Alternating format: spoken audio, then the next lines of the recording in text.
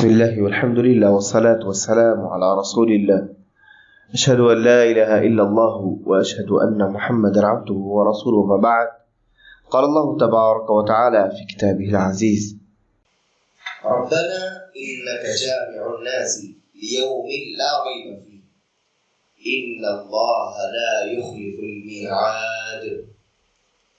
سورہ عمران کی آیت نمبر 9 ہے اور رکوع کی آخری آیت ہے. یہ جملہ، یہ آیت کریمہ، یہ اصل دعا ہے.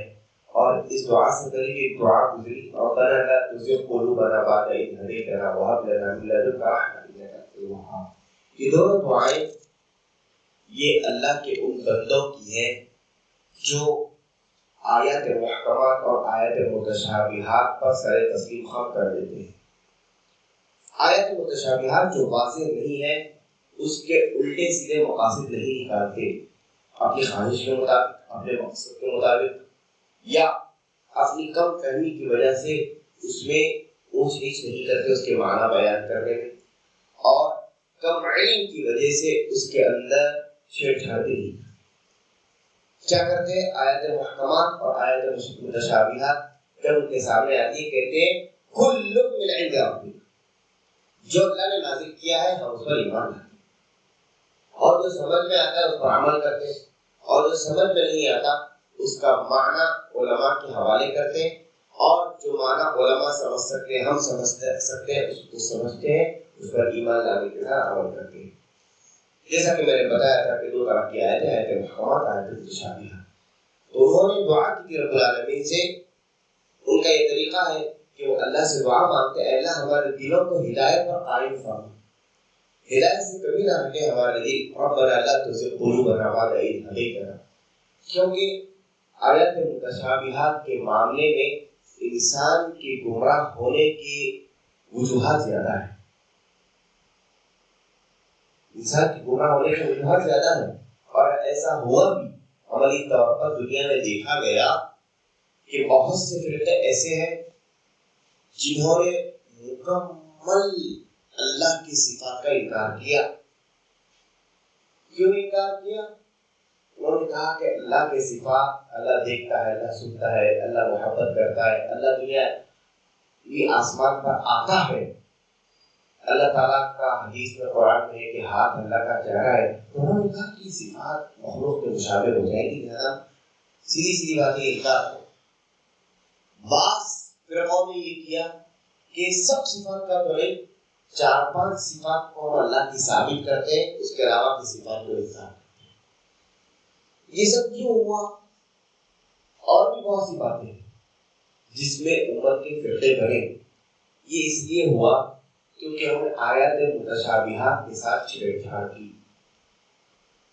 یا تو اپنی جانب سے معنی بیان کرنے کی کوشش کی، یا تو علم نہیں رکھا اور پھر اس کے تعلق سے بدگمان ہو گئے، اور یا تو ان کی فہم میں کمزوری تھی. اسی لیے علم کو حاصل کرنا چاہیے، شریعت کے علم کو، اللہ کے علم کو، دین کے علم کو، اسلام کے علم کو، جو صحابہ کرام نے زندگی پر اپنے آپ کو لگا رکھا تھا اس کے لیے، کاروبار کرتے ہوئے، تجارت کرتے ہوئے، نوکریاں کرتے ہوئے، گھر سنبھالتے ہوئے، اپنے پیشے سنبھالتے ہوئے، وہ کبھی بھی علم دین سے زندگی بھر نہیں کٹے. ان کی صبح شام میں مسائل تھے، دینی مسائل، نماز کے مسائل، تجارت کے مسائل، عیدت کے مسائل، نکاح طلاق کیا کے مسائل، وراثت کے مسائل.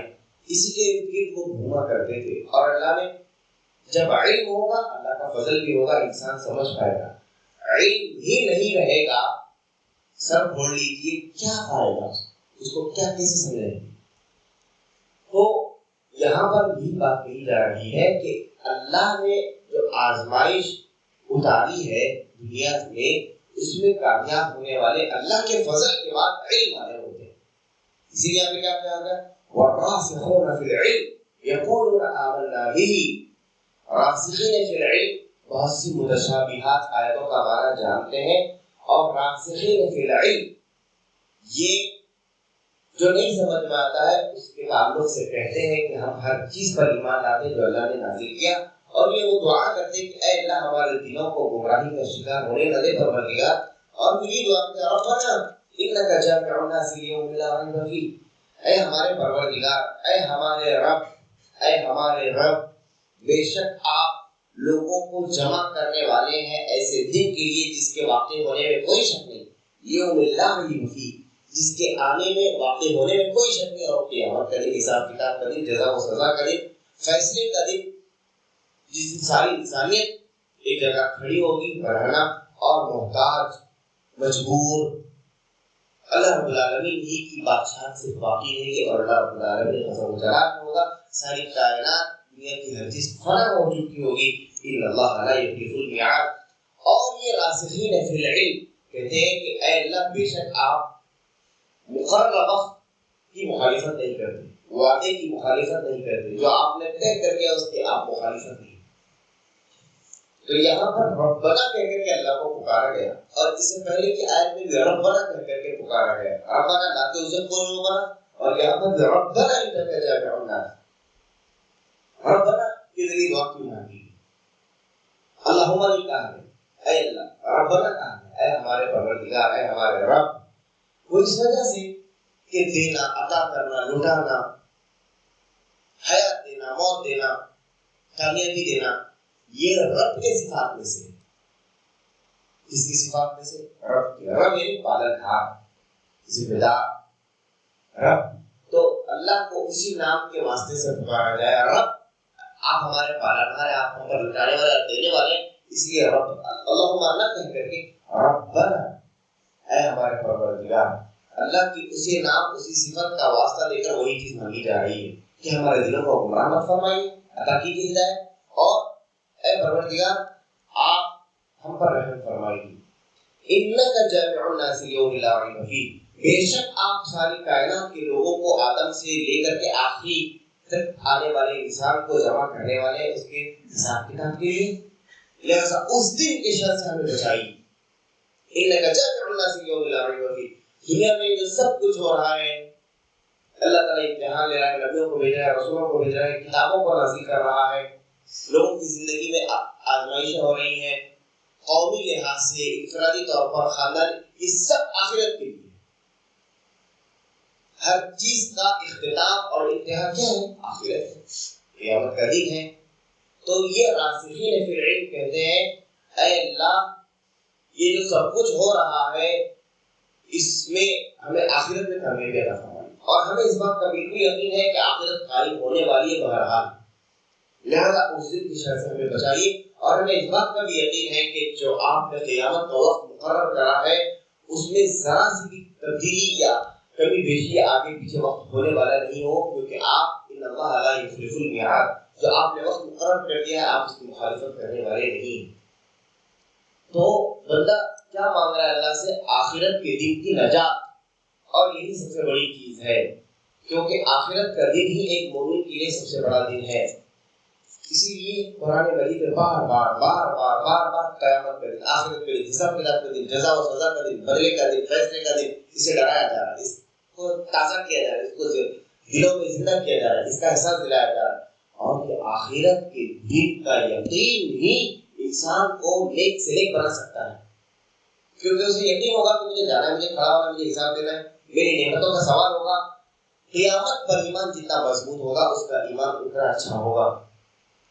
اسی لیے حدیثوں میں بھی بہت سی جگہوں پر یہ واسطہ دیا گیا، من کان یؤمن باللہ والیوم الآخر، کہ جو اللہ پر ایمان رکھتا ہے، یوم آخرت پر ایمان رکھتا ہے وہ ایسا کرے، جو آخرت پر ایمان رکھتا ہے وہ ایسا کرے، جو آخرت پر ایمان رکھتا ہے وہ ایسا نہ کرے، کیونکہ جس کا آخرت پر ایمان ہی نہیں ہوگا اس کے لیے کوئی گناہ بڑی بات نہیں ہوگی۔ لوگوں کو لوٹا دھوکہ دینا، جھوٹ بولنا، ستانا، پریشان کرنا، حق دبانا، حق تلفی کرنا، یہ کون کر سکتا ہے؟ جس کا حساب کتاب پر یقین نہیں ہے، جس کو اٹھائے جانے کا احساس نہیں ہے۔ اسی لیے اللہ کے نیک بندے ہمیشہ اس بات کا احساس رکھتے ہیں کہ ہمیں کھڑا ہونا ہے، ہمیں جمع ہونا ہے، اے اللہ تو جمع کرنے والا ہے سب کو، اور وہ اس کی مخالفت نہیں کرتا اپنے وعدے کی، لہذا ہمیں اس دن کے شرور سے، فتنوں سے، آزمائشوں سے ہمیں بچانا۔ دنیا جیسے جیسے گزر جائے ہم ہر چیز پر ایمان لاتے ہیں، بس ہماری اس دن کا تو بھرم رکھیں، یہاں ہم ہر چیز کو تیرے قبول کرتے ہیں، ایمان لاتے ہیں، مانتے ہیں، تصدیق کرتے ہیں، قبول کرتے ہیں، بس ہمیں اس دن کا بھرم ہمارا رکھ لے اور ہماری نجات فرما دے. ربنا انک جامع الناس لیوم لا ریب فیہ ان اللہ لا یخلف الميعاد. یہ بڑا درد ہے اس جملے کے اندر. دعا بہت گہری اور معنی خیز دعا ہے اور یہ پرانی دعاؤں کو پڑھتے رہنا چاہیے. پرانی دعاؤں کو دہراتے رہنا چاہیے سجدوں میں، نفل سجدوں میں، فرض سجدوں میں، اپنی نمازوں میں، اپنے تشہد میں، چلتے پھرتے اٹھتے بیٹھتے سوتے جاگتے. پرانی دعائیں سب سے زیادہ معنی خیز ہے اور جلدی دعا کو قبول کرانے والی ہے. بہت پیاری دعا ربنا آتنا فی الدنیا حسنہ وفی الآخرۃ حسنہ وقنا عذاب النار سب سے جامع دعاؤں میں سے یہ دعا ہے. اللہ کے نبی صلی اللہ علیہ وسلم اس کو بارہا پڑھا کرتے تھے. اس لیے حکم دیا گیا کہ حج کو جاؤ تو پڑھو، عمرہ کو جاؤ تو پڑھو، صبح کرو تو پڑھو، شام کرو تو پڑھو. تو قرآنی دعائیں ہماری زبان پر ہونا چاہیے. ربنا لا تزغ قلوبنا بعد إذ هديتنا وهب لنا من لدنك رحمة إنك أنت الوهاب.